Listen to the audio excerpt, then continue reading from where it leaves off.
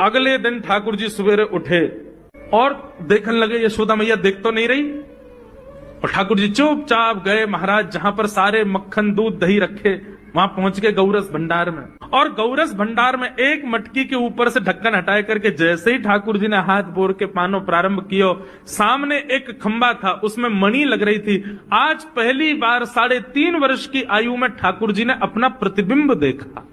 ठाकुर जी ने जैसे ही प्रतिबिंब में अपने रूप को देखा, अपने रूप को देख करके ठाकुर जी बोले, हो तू भी आयो यहां चोरी करवे? अपने आप से बात कर रहे हैं ठाकुर जी। अरे मैंने कही तो हती अपने अपने घर में चोरी करनी है, तू दारी के मेरे घर में आगो चोरी करवे?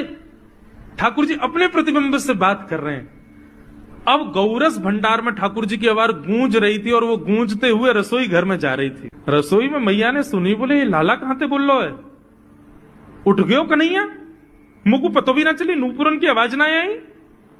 मैया दौड़ करके गई तो देखा ढूंढते ढूंढते गौरस भंडार में ठाकुर जी अपने प्रतिबिंब से बात कर रहे हैं।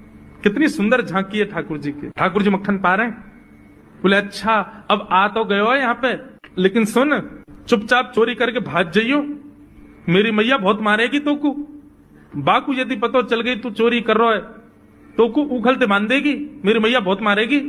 चुपचाप चोरी कर और निकल ले यहाँ से। ठाकुर जी चोरी की बात कर रहे थे, यशोदा मैया ने पीछे से सुनी, लाला ओ कन्हैया। ठाकुर जी घबरा गए, मैया कैसे आ गई? हाँ मैया, कौन से बात कर रहे हो तू? अरे मैया देख हमारे घर में चोर घुसायो है। अपने प्रतिबिंब को दिखा करके ठाकुर जी कह रहे हैं, देख मैया हमारे घर में चोर घुसायो, जे चोरी कर रहे हो हमारे यहाँ के मक्खन की, तो मैया को पकड़वे आयो हूं। नन्हे से गोपाल जी, बहुत मधुर लीला। मैया हंस भी रही है और क्रोध भी कर रही। बोले अच्छा जो चोरी कर रहे हो? बोले हाँ।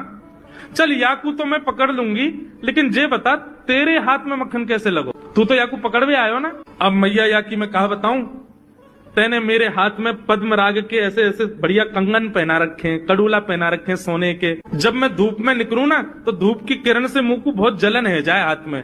तो कल मेरे सखा मधुमंगल ने मुझसे कही, बोले लाला जे जलन तेरी दूर रह जाएगी, तू मक्खन में हाथ बोर लियो अपनो, सो तेरी जलन दूर रह जाएगी। या हमारे मैया जलन हटावे के काजी मैंने हाथ बोरो है। मैया बोली अच्छा चल लाला, यहाँ तो तेरे जलन है रही और यहाँ पे यहाँ मक्खन कैसे लगो?